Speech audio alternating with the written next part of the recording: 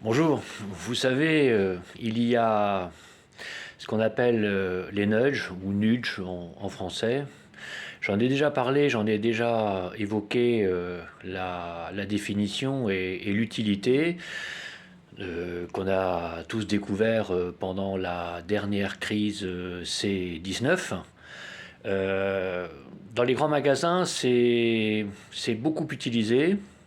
Par exemple, de proposer des caddies très grands, ce qui fait que ce que vous achetez pour 100 euros, ça ne représente rien par rapport au caddie, donc ça va vous inciter à acheter des gros volumes. C'est de mettre les produits de première nécessité tout au fond du magasin, comme ça vous allez vous taper tout le magasin et tous les rayons et toutes les promotions en gondole, etc. etc.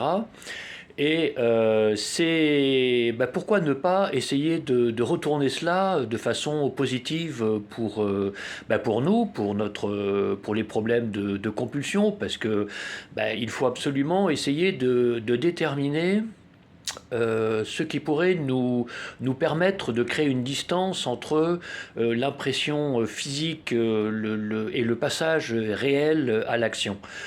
C'est-à-dire que avant de passer à l'action, il y a un malaise physique et vous allez dans le placard chercher quelque chose dans le frigo, etc. Enfin, toutes les solutions que vous avez à votre disposition. Et pourquoi ne pas essayer justement de se servir des nudges, des invitations sans contrainte pour vous permettre de créer cet espace-là. Il y a une chose dont je me suis beaucoup servi à un moment donné, c'était par exemple de créer deux cercles. Le premier cercle, alors je ne, bien entendu, après avoir passé ces deux cercles, je peux aller au frigo chercher ce que je veux ou au placard, aller chercher gâteau, etc. Mais il faut absolument que je passe par ces deux cercles. Le premier cercle, donc, c'est je m'arrête, et je me pose la question, est-ce que c'est inconfortable, mais est-ce que je peux vivre avec ce côté inconfortable pendant encore quelques secondes? Et donc, oui, non, comment dire, j'essaie de rester avec ce côté inconfortable et je passe, et je suis obligé de passer par, enfin obligé, je suis invité à passer par un deuxième cercle qui est que je fais comment dire, un scan corporel et surtout de me permettre de pouvoir voir cinq choses et de les nommer.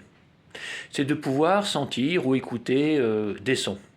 Et une fois que je suis passé à ces deux cercles-là, ça m'a pris quelques secondes et même plus d'une minute le cas échéant.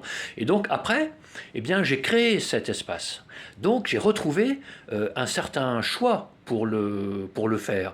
Donc cette invitation à passer par ces deux cercles, vont me permettre effectivement de créer cet espace entre mon désir d'action et l'action proprement dite, et ce qui fait que après, ayant retrouvé le choix, je vais pouvoir aller soit au frigo ou soit j'aurais repris, soi-disant, comment dire, un certain détachement par rapport à mon mal-être, par rapport à mon émotion, par rapport à plein de choses, et ce qui fait que j'aurai l'habitude, et bien entendu, on apprend à faire cela dans mon accompagnement, parce que c'est quand même un apprentissage, ça vient pas en un coup de baguette magique de 2 secondes, il faut apprendre à le faire, il faut l'expérimenter de différentes façons, et bien entendu, être guidé le cas échéant. Et donc, une fois qu'on a appris cela, appris cette technique du un cercle ou des deux cercles,